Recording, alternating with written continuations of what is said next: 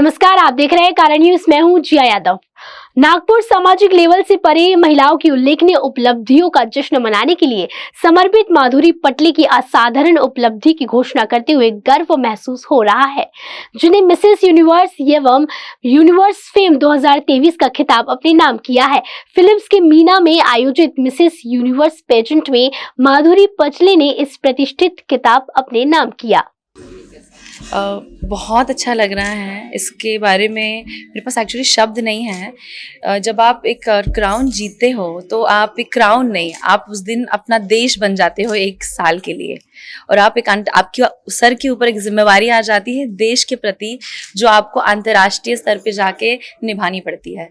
तो काफ़ी जिम्मेवारी भरा भी रहता है ये। मेरा अनुभव काफ़ी सुंदर था। मुझे बाकी देशों की लड़कियों से भी मिलने का मौका मिला।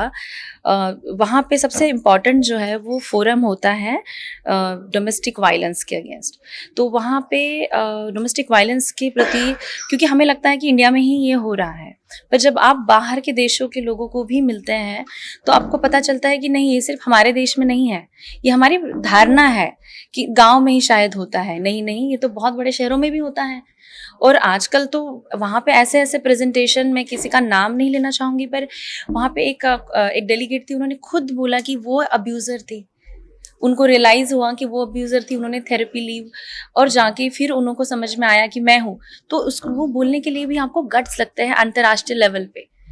और वहाँ पे ऐसी भी लड़कियाँ थी जिन्होंने सिर्फ ये नहीं कि हम लड़कियाँ हैं तो हम लड़कियों के प्रति ही बोलेंगे, उन्होंने ये भी बताया कि आजकल लड़कियां भी कैसे लड़कों को मैनिपुलेट करती है, वो भी एक डोमेस्टिक वायलेंस का भाग है। तो इस प्रकार से हमारा काफ़ी लंबा सेशन चला, काफ़ी रोना धोना हो रहा था, सबके दिल भर आ गए थे वहाँ पे कि कितनी स्टोरीज आपको एक दिन में सुनने को मिल जाती हैं। तो वो सबसे इम्पॉर्टेंट पार्ट है। उसके बाद अनेक राउंड हुए, गाउन राउंड्स हुए, वॉक के राउंड्स हुए, चैरिटी बॉल्स के राउंड हुए।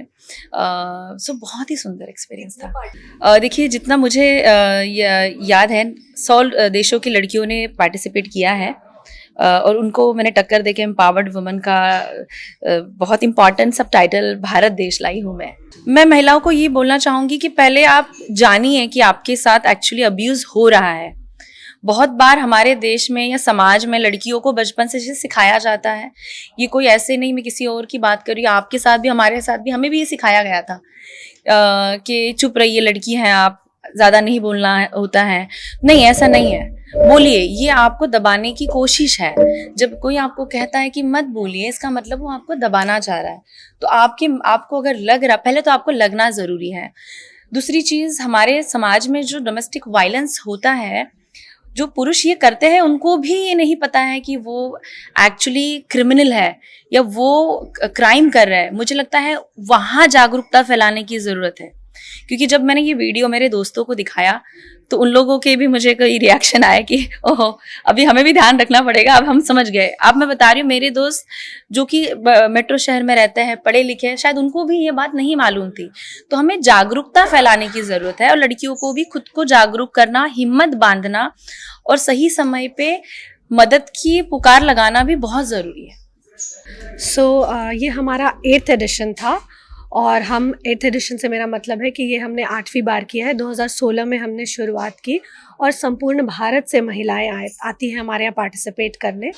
हमारा 6 दिनों का पैजेंट होता है, और उसमें जैसे कि पहला दिन फ़ोटोशूट वगैरह जिसके माध्यम से हम प्रचार प्रसार करते हैं वो करते हैं, ट्रेनिंग होती है, और फोरम होता है डोमेस्टिक वायलेंस के लिए, और फिर आखिरी दिन पे एक नेशनल कॉस्ट्यूम राउंड होता है, एक इवनिंग गाउन होता है, और क्वेश्चन आंसर राउंड होता है। तो पूरे भारत से लड़के आई थी, उनमें माधुरी ने उस दिन सबसे बेहतरीन प्रदर्शन करके इंडिया को रिप्रेजेंट करने का उसने ये अपॉर्चुनिटी उसको मिली, और वो मिसेस यूनिवर्स इंडिया के रूप में मिसेस यूनिवर्स में पार्टिसिपेट करने गई।